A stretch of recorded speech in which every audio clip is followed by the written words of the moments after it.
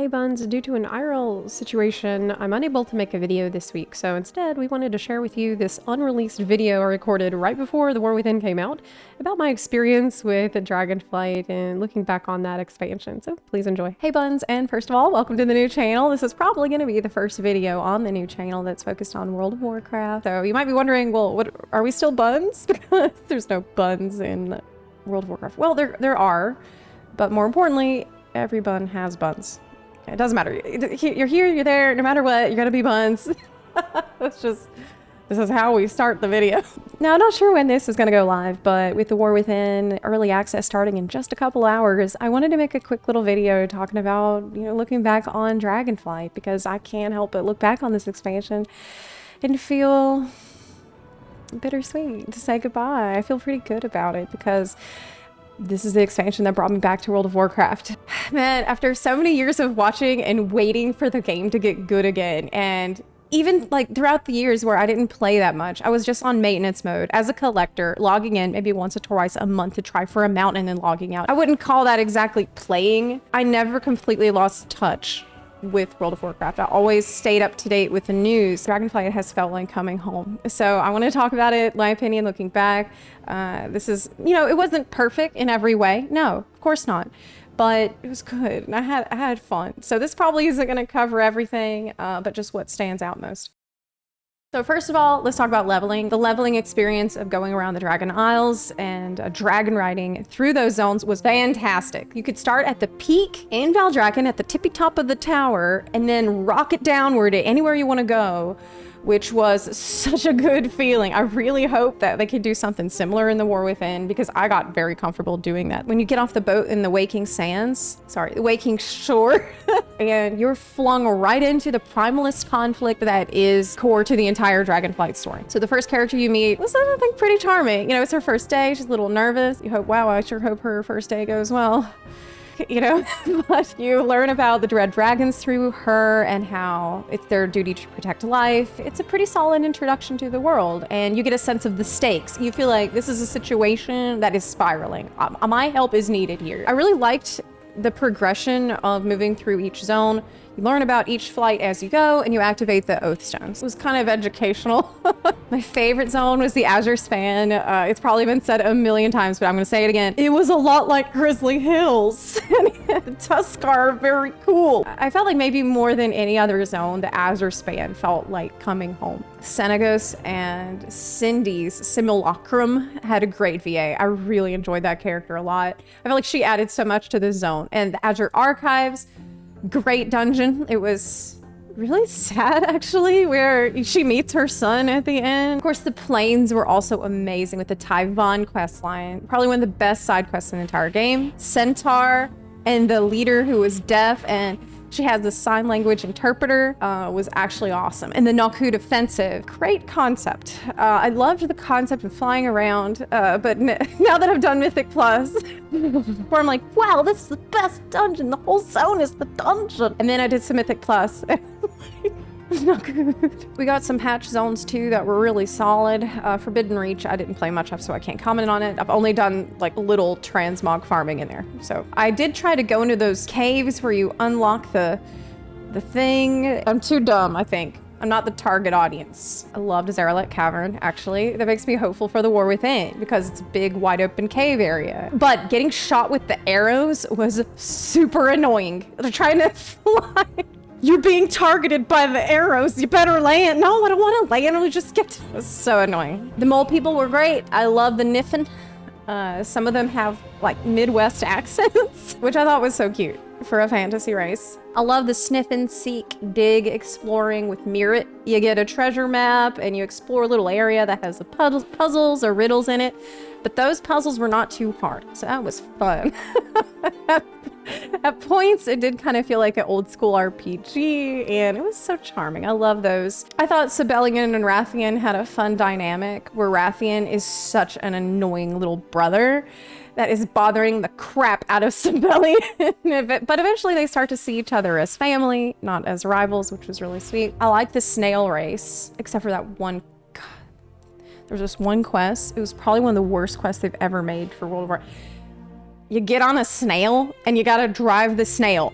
all the way across the entire damn zone to Loam, and it takes so long, and it's supposed to be immersive because of it's a snail, so of course it's slow.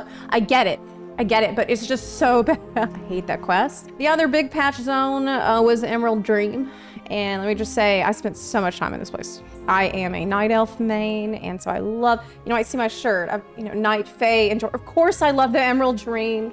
I love the foresty, druidy places. There was good transmog, good mounts, good pets, even druid forms you could pick up in there. I cleaned house in the Emerald Dream, is what I'm trying to say. I loved Yggdrasil, having a new home for the Night Elves. We even have a new portal in Stormwind for it. I actually set my Hearthstone to Mount Highjaw because I thought that would be super Night Elfy, and I could use my Belamith portal that's right outside.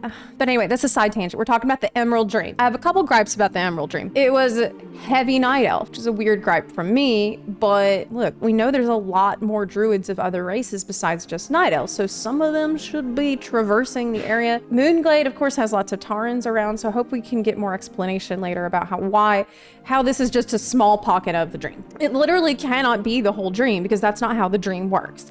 The dream is a mirror image in another plane of reality that's the idealized version of nature that is local to that area. So the dream that we visit seems to me to be like a little pocket of the Dragon Isles, but still, I would have liked to see more druids of other races there.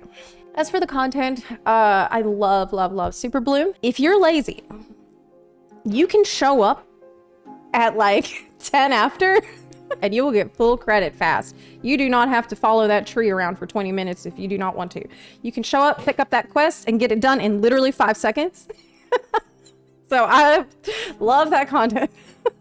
I did feel like it might have been a little too easy, though. I did like how if I tried it at nighttime on a dead server with like one guy helping, we could still clear it. So it scaled well. Dream Seeds were also good. Like I said, I got every single mount from this. I feel like maybe there should have been more of an incentive to get players to spend their own dewdrops instead of everybody staring at each other, like hoping somebody else will spend the money, you know? Like that felt weird at times. One time, I was standing next to one of these seeds and I wasn't contributing anything. And I was actually sleeping on the ground next to the seed waiting for it to bloom. And there was a guy who was running around doing all this work. He was adding so many dewdrops to the bloom. And he's like, wow, thanks for nothing, everybody. Some people complained about dragon riding in the Emerald Dream because of all the damn trees. But you know what?